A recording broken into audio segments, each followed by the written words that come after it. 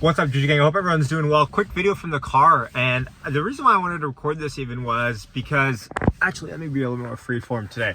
The reason why I wanted to record this today was because, first of all, it's Friday. I wanted to wish you a happy Friday. But also, Tesla land's kind of been interesting lately, right? Between the whole news about the Tesla updates being recalls around mainstream media and everyone sending FUD messages to each other about Tesla's, somehow or another blowing up because they've been recalled. What a joke that is. And then this Giga Mexico news, which of course is important and is getting some media attention, but I want to emphasize, I put some emphasis on this news. $153 million more of funding from the government of Mexico for Giga Mexico.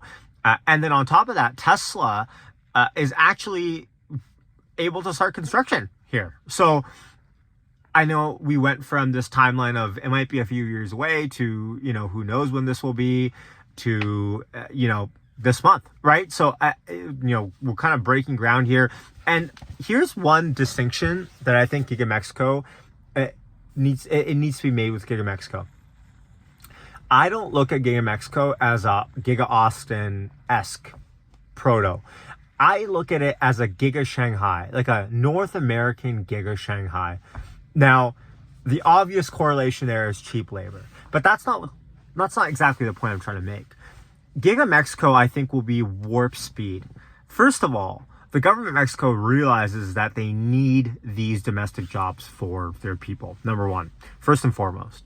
Second of all, the general labor pool, the human capital available in Mexico is actually very underappreciated, in my opinion. I talked to some friends who have businesses, manufacturing businesses, 3PLs that they operate out of Mexico, whatever it might be.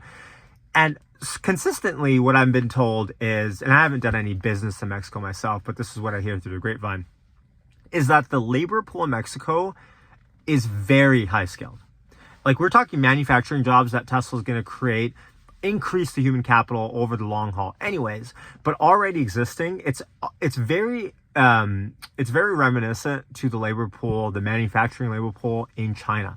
Now, what this means, I think, is a lot faster turnaround time for the factory than people project, a lot lower costs in the long haul. Of course, in the short term, who's to say? Let me turn off my charger port there. And then on top of that, of course, Austin and Mexico not very far apart, of course, but I think the the Giga Mexico factory actually increases Wall Street's confidence in Tesla's long-term profits more than a Shanghai 2.0 build that we've kind of saw in the news in the last couple of weeks will. Remember that geopolitical risk that China brings? China's a double-edged sword. Everyone loves China because they can produce a lot of really good products at really bottom of the barrel prices if you need it. But the issue is China is always and will always now continue to be, especially post-COVID, the geopolitics of the situation, and then being able to essentially shut down factories on whatever data that they present. And that's always been the issue.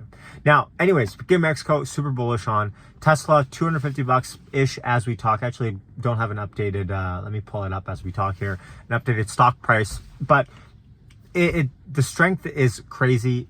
All-time highs, or not all-time highs. Yeah, all-time highs actually for the NASDAQ, SP 500. It's been actually quite the crazy end of the year.